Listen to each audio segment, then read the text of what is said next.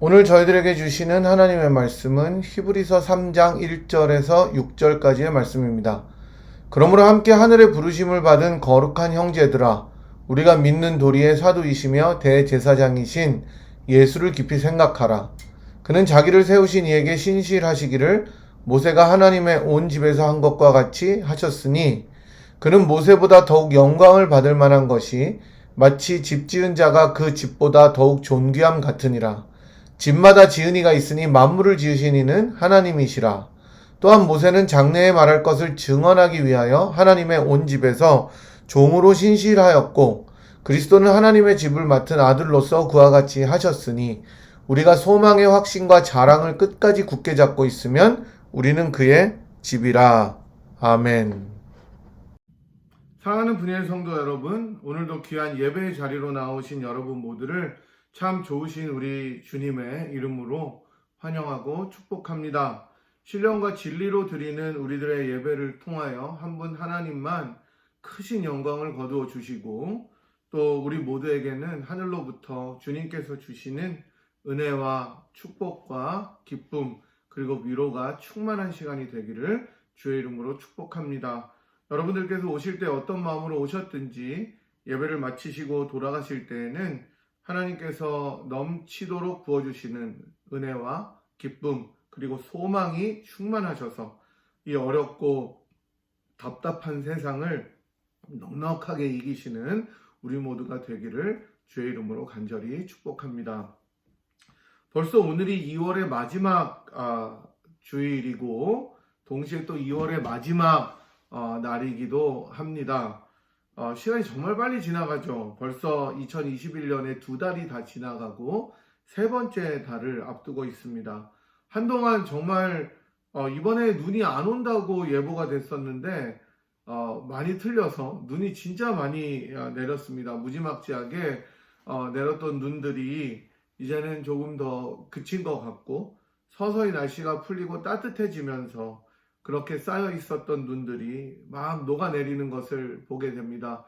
저희 집 앞에도 주차장 앞에 이렇게 높이 쌓여 있는데, 햇빛이 나고 비가 내리면서 그 눈들이 다 녹아내리는 것을 보면서, 야, 이게 인간들이 아무리 푸고 치우고 해도 없어지지 않던 눈이 햇볕 하나로 또 이 비로 이렇게 녹아내리는 걸 보면서 하나님만이 하실 수 있는 일들에 대해서 또 생각해보는 시간이 되기도 하였습니다. 겨울 내내 웅크리고 힘들었던 우리들의 몸과 마음도 이제 다가오는 봄과 함께, 성큼 다가온 봄과 함께 회복되기를 소망합니다. 겨울비로 눈이 다 녹아내리고 따뜻한 햇살로 우리들의 마음을 밝혀주는 것처럼 우리들 가운데 남아있었던 여러 어려움과 근심들이, 염려들이 우리 예수 그리스도의 보혈의 능력과 은혜로 다 녹아내리고 새로운 기쁨으로 충만하기를 다시 한번 주의 이름으로 축복합니다. 지난주에 뉴스 통계를 보니까 1월에 피크였을 때보다 현재 코비드 19의 확진자가 무려 40%가 감소했다고 합니다. 정말 좋은 뉴스죠. 백신을 계속해서 접종하고 마스크 착용이 생활화되고 이 캠페인을 계속하잖아요. 새 정부 들어오면서 거리 두기를 잘하니까 아무래도 많이 좋아질 수밖에 없는 것 같습니다. 이번 여름이 지나면 잘하면 이전의 일상으로 돌아올 수 있다고 하는 희망적인 소식도 들립니다. 여러분께서 계속해서 기도해 주시고, 각별히 물론 여러분들이 거의 나가시지도 않고 일터 집 이렇게 어쩌다가 장에 가시지만 그래도 각별히 유의하셔서 마지막까지 이 코로나가 다 물러갈 때까지 조심하시고 유의해 주시기를 당부를 드립니다. 지난주에 저희들은 예수 담는 열매, 성령의 열매 7번째 시간을 가졌는데, 성령의 열매에 나타나는 자질들 중에 양선에 대해서 살펴보았습니다. 양선은 선하심이라는 뜻인데, 우리가 하나님의 선하심을 맛보아 알고 그 선하심의 능력을 깊이 체험하게 되었을 때 다른 이들에게도 동일한 선함을 베풀 수 있는 그러한 열매를 나타낸다고 배웠습니다. 마치 모세가 그 얼굴에 수건을 썼던 것처럼 하나님의 선하심을 체험하고 하나님의 능력을 체험하고 임재를 체험하고 그 영광의 빛이 저절로 드러났던 것처럼 우리 마음속에 하나님의 선하심을 맛보아 알 때 그것이 저절로 우러나서 다른 이들에게 전달되는 아름다운 일들이 있게 될 것이라고 말씀드렸습니다. 이제 오늘은 예수 닮는 열매, 성령의 열매 8번째 시간으로 충성에 대해서 말씀을 상고하도록 하겠습니다. 여러분께서 충성이란 말을 들으시면 가장 먼저 떠오르는 장면이 무엇입니까? 가장 먼저 저에게 떠오르는 것은 우리나라 군대의 경내 구호입니다. 사실 농담으로 여자분들이 제일 싫어하는 게 남자들이 군대 얘기하는 것, 그리고 축구 얘기하는 것. 가장 싫어하는 것은 남자들이 군대에서 군대에서 축구한 것을 이야기하는 것이라고 하는데, 제가 이번 주에 되게 재밌는 걸 봤는데, 누가 그렇게 썼더라고요. 아주 잘생긴 남자가 군대에서 축구한 얘기를 하니까 여자가 자기 마음속에 이렇게 생각하는 것을 이렇게 만화같이 이런 말풍선에다가 적어놓은 거예요. 그래, 나는 군대 얘기를 싫어하는 게 아니었어. 군대에서 축구 얘기하는 걸 싫어한 게 아니었어. 못생긴 남자가 군대에서 축구한 얘기하는 것을 듣기 싫은 거였어. 라고 이야기하는 것을 보였습니다. 잘생기면 다 용서가 됐다는 건데, 어쨌든 군대가 생각이 나더라고요. 저는 경기도 포천 이동에 있는 5군단이라는 곳에서 복무했는데 승진부대예요. 승진부대. 그 부대의 경내 구호는 통일이었습니다. 그래서 이거를 이제 통일 이렇게 크게 이등병들은 하다가 이제 병장 정도 되면 짧게 통일 이렇게 하는데, 하지만 저희 그런 부대는 사실 그 경내 구호가 조금 특이한 거였고, 대부분 많은 부대들이 경내 구호를 충성으로 삼습니다. 충성이라는 경내 구호를 통해서 국가에 충성한다는 것을 다시금 리마인드하고, 즉 상기시켜 주는 것이겠죠. 또한 충성이라는 말을 들으면 저는 이 군대의 경내 구호 이외에도 사극을 좋아하기 때문에 그런지 항상 역사 속에 흘러가고 살아갔던 충신들이 생각나고는 합니다. 특히 충신을 떠올리게 될 때 아주 그런 충성스러운 신하의 대표격인 고려시대에 여러분도 잘 아실 겁니다. 정몽주가 떠오르고, 그를 회유하려던 나중에 조선의 3대 왕 태종이 된 이방원 역시 생각이 납니다. 조선을 세웠던 태조 이성계의 세 번째 아들이었던 이방원이 고려의 충신이었던 정몽주를 자신이 자신의 편으로 삼고자 해서 회유하려고 자신의 집에 초대합니다.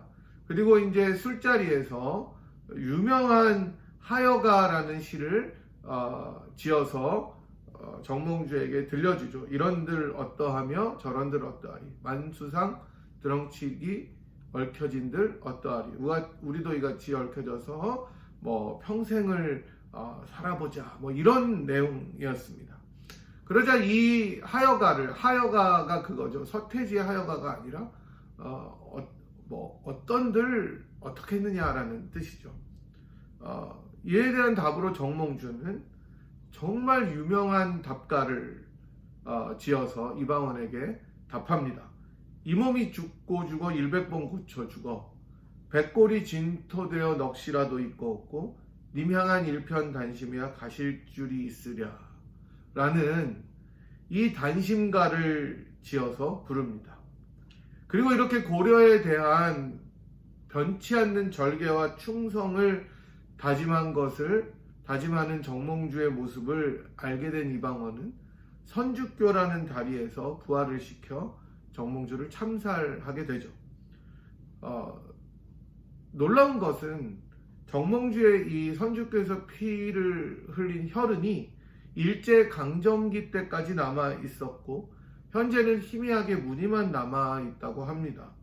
이렇게 충성이란 것은 자기의 마음과 몸을 다 바쳐서 국가나 임금에게 헌신하는 것을 의미하는 게 대부분의 뜻입니다. 오늘 저희가 살펴보는 성령의 열매에서 나타나는 충성은 그렇다면 이것과 비슷한 의미일까요? 혹은 다른 의미일까요? 과연 어떤 의미일까요? 정몽주처럼 몸과 마음 모두를 바쳐서 헌신하는 것을 의미하겠습니까? 아니면 그것과는 조금 다른 의미를 가지겠습니까? 사실 정몽주의 충성은 어떤 면에서는 절개라고도 이야기할 수 있을 것 같습니다. 다른 말로 하자면 신념에 충실하겠다 이렇게 말할 수도 있겠죠. 하지만 성령의 열매에서 나타나는 충성은 원어로는 여러 가지 의미로 해석되는 단어입니다. 여러분들이 들어보셨을 것 같은데 제가 거의 헬라어나 히브리어의 원어를 헤세드 정도만 말하지 말씀드리지 않는데 어려워서 이 헬라어로 피스티스는 알아두셔도 좋을 것 같습니다. 오늘 충성으로 번역된 이 피스티스는 사실 믿음으로 번역되는 것이 아주 주된 용례입니다. 하지만 동시에 신실함으로도 번역됩니다. 바로 이 신실하다는 뜻에서부터 충성이라는 뜻이 나옵니다. 영어로 보자면 본문의 충성은 loyalty가 아니라 faithfulness에 가까운 뜻이 되겠죠. 이렇게 볼 때 성령의 열매는 퀄리티로 드러나는, 성령의 열매의 한 자질로 드러나는 충성은 곧 신실함이라고도 볼 수가 있겠습니다. 오늘 저희들이 살펴보았던 히브리서 3장의 본문은 예수님과 모세를 서로 비교하면서 신실함, 즉 충성에 대해서 잘 설명하는 본문입니다. 모세가 하나님의 집을 맡은 종으로서 신실하였던 것보다 더욱 신실하게 예수님께서는 그 집의 주인으로서, 아들로서 신실하셨다고 말씀하죠. 여러분께서 아시다시피 모세는 이스라엘 역사 가운데 있어서 가장 대표적인 하나님의 종입니다. 이스라엘 사람들은 여전히 지금까지도 모세를 민족의 가장 위대한 지도자로 꼽을 만큼 이스라엘 역사에 있어서 가장 중요한 인물들 가운데 하나죠. 노예로 살던 애굽의 속박으로부터 이스라엘 백성을 구속하는 지도자로서, 그리고 그들을 하나님께서 약속하셨던 젖과 꿀이 흐르는 땅으로 인도한 신실한 종이 바로 모세 아닙니까? 이스라엘 백성들이 매번 불평하고 원망하고 불순종함으로 나아갈 때마다 하나님의 신실하심을 전달한 충성스러운 통로가 바로 모세 아닙니까? 그들을 인도해서 가나안 땅까지 인도하시겠다는 약속의 통로로의 역할을 한 모세는 심지어 하나님께서 그렇게 불순종하는 이스라엘을 내가 이제는 멸하고 새 민족을 일으켜서 인도하겠다고 분노하실 때에도 하나님께 간구하면서 한 번만 용서해달라고 중보했던 신실하고 충성된 하나님의 종이었습니다. 그래서 모세는 제가 여러 번 말씀드렸던 것처럼 하나님과 친구 같았고 그 온유함이 이 지면에서 가장 뛰어난 사람이라는 평가를 받았습니다. 모든 어려움과 역경을 마주하면서도 그 리더가 얼마나 힘듭니까? 신실하게 하나님께 충성하며 제멋대로 정말 망아지처럼 날뛰는 백성들을 끝까지 인도하려고 노력했던 참된 리더가 바로 모세였습니다. 이런 모세를 오늘 본문에서는 하나님의 온 집에서 종으로서 어떻게 했다고요? 신실하였다 이렇게 평가합니다.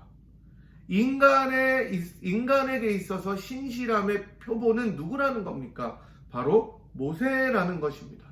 여러분이 신실하기를 원하시다면, 하나님께 신실하시기를 원하시다면, 하나님께 충성하기를 원하신다면 모세의 생애를 읽어보십시오. 그 모세의 이야기들을 쭉 한번 묵상해 보십시오. 그 신실함이 바로 인간으로서 표현할 수 있는 하나님께 대한 최고의 신실함이었다고 성경은 말해주고 있습니다. 하지만 본문은 이러한 모세보다 훨씬 더 우월하게 신실함을 가지신 분이 있는데 그분이 바로 누구라고요? 바로 우리 주 예수 그리스도라고 말씀하고 있습니다.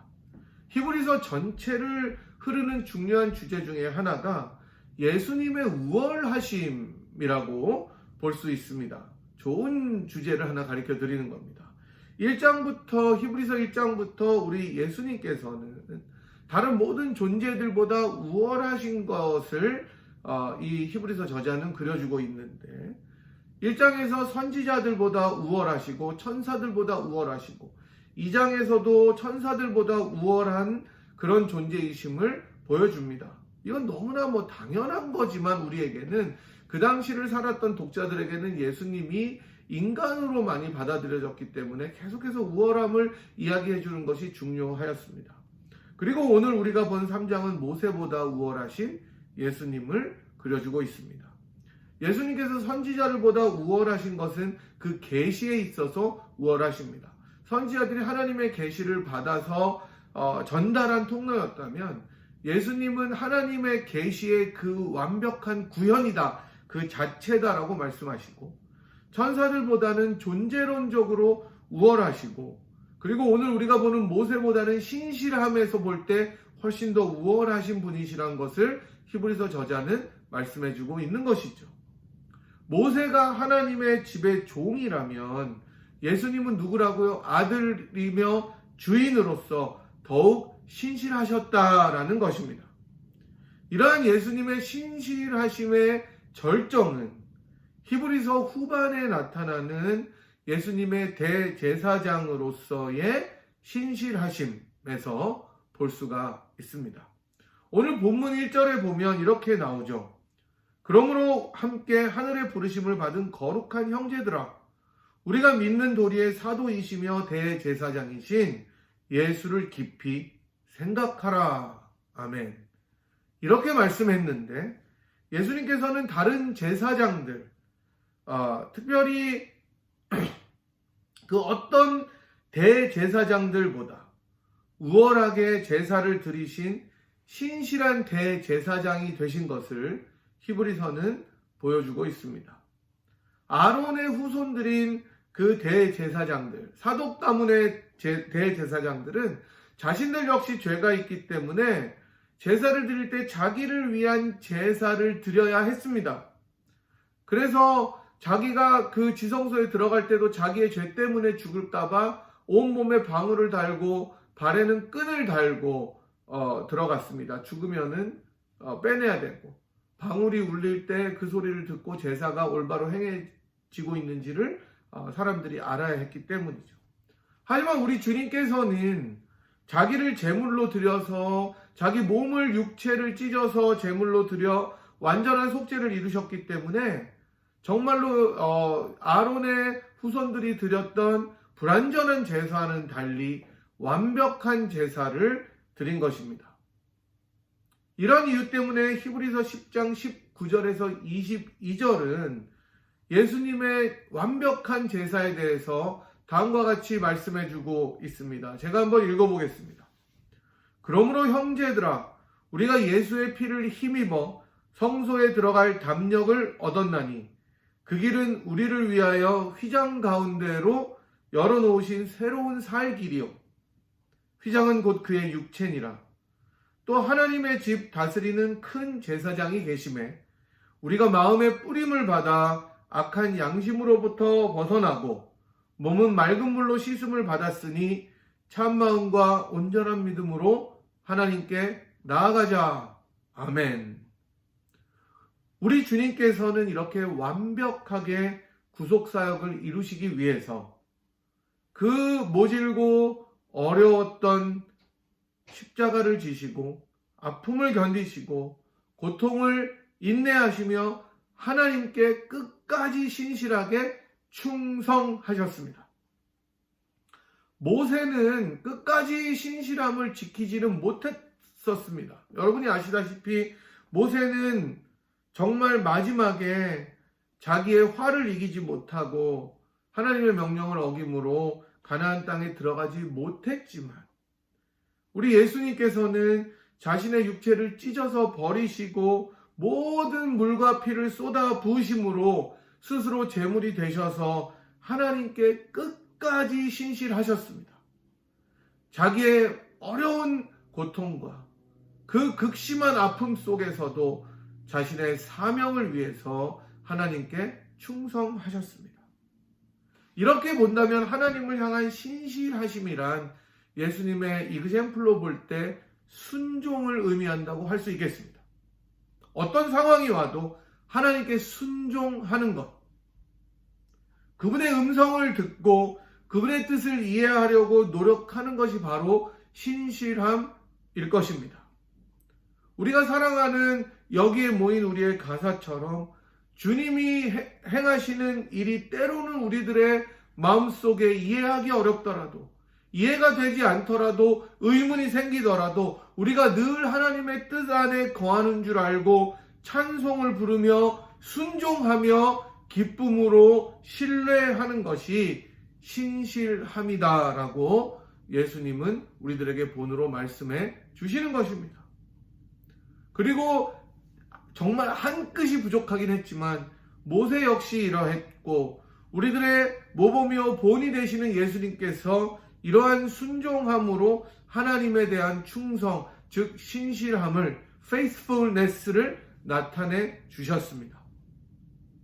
그리고 여러분, 예수님께서 이렇게 신실하게 충성하실 수 있었던 것은, 즉 예수님의 피스티스가 가능했던 것은 바로 하나님 아버지의 신실하심, 즉 아들이신 예수 그리스도를 향하였던 놀라운 자비와 사랑을 나타내시는 그 헤세드의 페이스풀네스가 있었기 때문이었습니다. 예수님은 하나님이 늘 자신에게 신실하셨고 신실해 오셨고 지금도 신실하시며 앞으로도 신실하게 지켜주실 것을 확신하기에 자신도 역시 신실함으로 하나님께 충성을 드릴 수가 있었던 것입니다. 여러분, 우리들의 삶에서도 저는 마찬가지라고 생각합니다.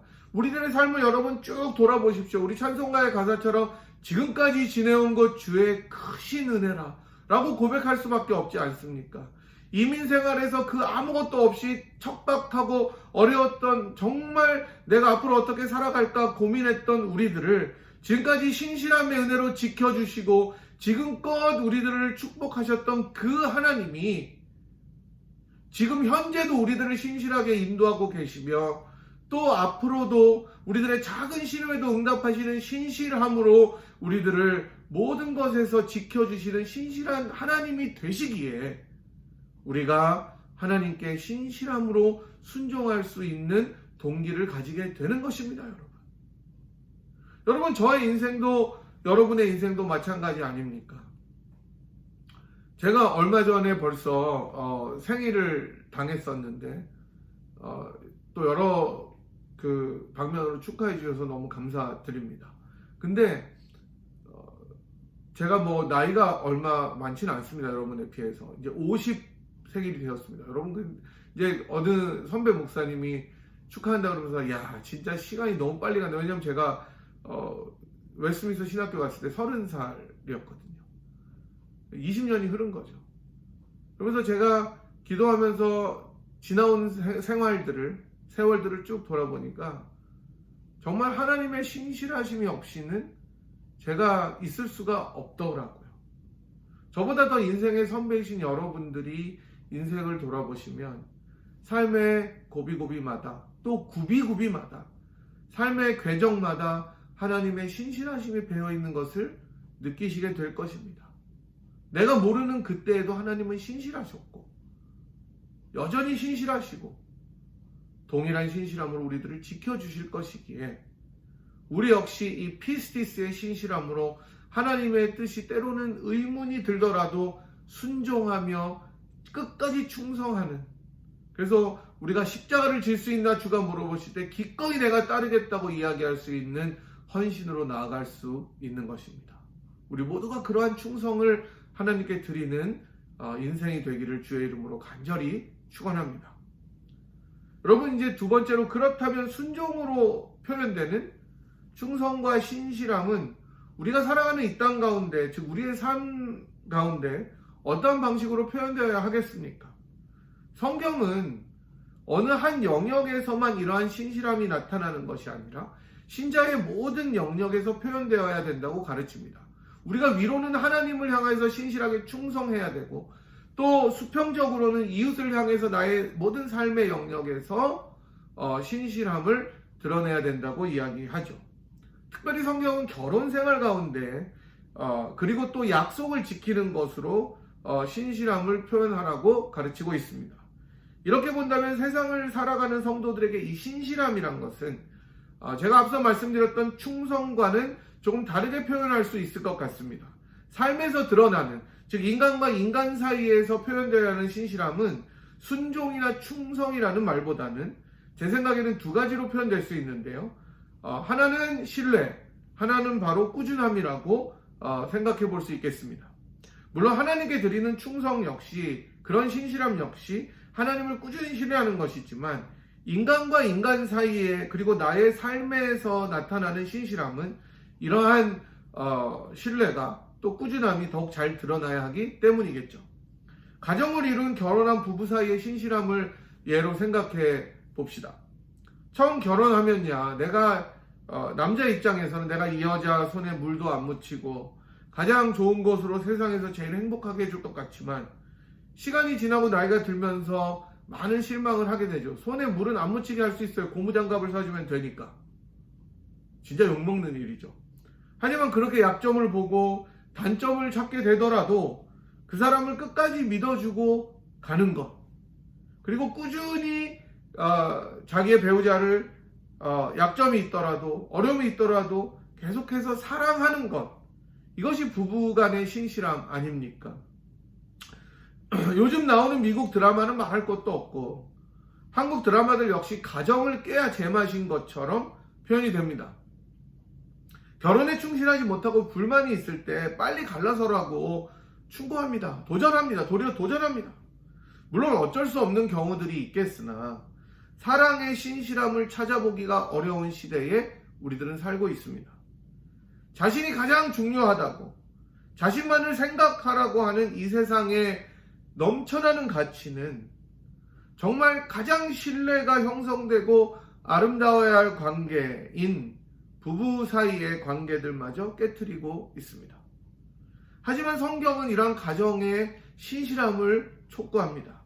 서로 아끼고 서로 믿어주고 끝까지 사랑하라고 말합니다. 때로는 어려움이 있어서 티격태격할 수 있고 싸울 수도 있지만, 기본적인 신뢰의 바탕 위에서 가정을 지키고 신실한 관계를 이어나가라고 권면합니다. 그래서 에베소서 5장 33절은 이렇게 권면하죠. 너희도 각각 자기의 아내 사랑하기를 자신같이 하고 아내도 자기 남편을 존경하라, 이렇게 말씀합니다. 서로에게 꾸준하게 신뢰를 쌓아나가기를 권면하는 것입니다. 단지 부부 사이의 관계뿐만 아니라 성도들이 맡고 있는 이 세상의 모든 일에 있어서도 신뢰를 주고 꾸준함으로 생활하라고 권면합니다. 최선을 다하라고 말합니다. 이것을 다른 말로 표현하자면 이 꾸준한 신뢰를 통해서 열심히 자기의 일을 맡은 것을 책임감이라고도 할 수 있겠죠. 바울은 심지어 자기가 살던 시대의 노예들에게도, 그 당시 상황이니까 노예가 있었을 수밖에 없는데, 바울이 시대를 뛰어넘는 건 아니니까 노예들에게, 종들에게 눈가림을 하지 말고 성실하게 주인이 맡긴 일을 감당하라고 말합니다. 자신에게 맡겨진 모든 일이 신실하신 하나님께서 나에게 맡겨주신 소명임을 알 때에, 그것이 때로는 힘들고 어렵고 지친 때가 있더라도 꾸준하게 기쁨을 가지고 책임감으로 일할 수 있다는 것입니다. 이렇게 볼 때 어느 한 일이라도 소중하지 않은 일이 없습니다. 내가 가사 일을 하더라도, 공부를 하더라도, 오늘 내가 옷을 다리고 물건을 팔더라도, 직장에서 또 사물을 보더라도 모두가 하나님께서 주시는 귀한 일입니다. 신실한 사람들의 입에는 그래서 큰 불평이 따르지 않습니다. 다만 묵묵하게 그 일을 감당해 나가는 것입니다. 책임감을 가지고 정직하게 행하죠.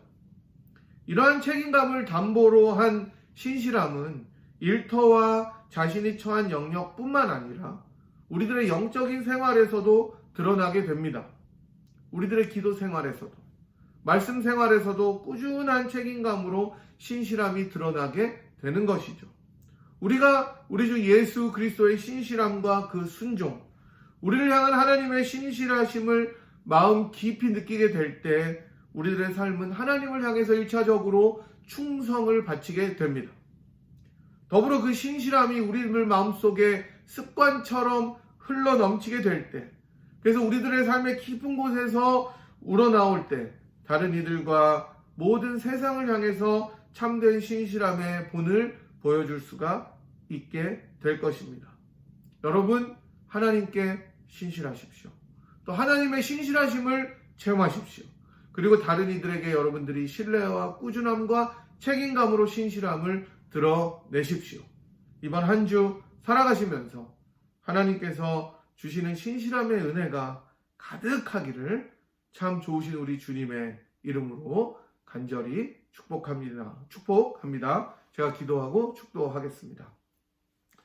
하나님, 모세가 그러했고 여러 성경의 인물들이 그러했고 우리 예수님께서 신실함의 본이 되셔서 하나님께 충성을 들이신 것처럼 우리 역시 하나님께서 맡겨주신 우리들의 소명 가운데 최선을 다해서 충성으로 올려드리기를 원합니다.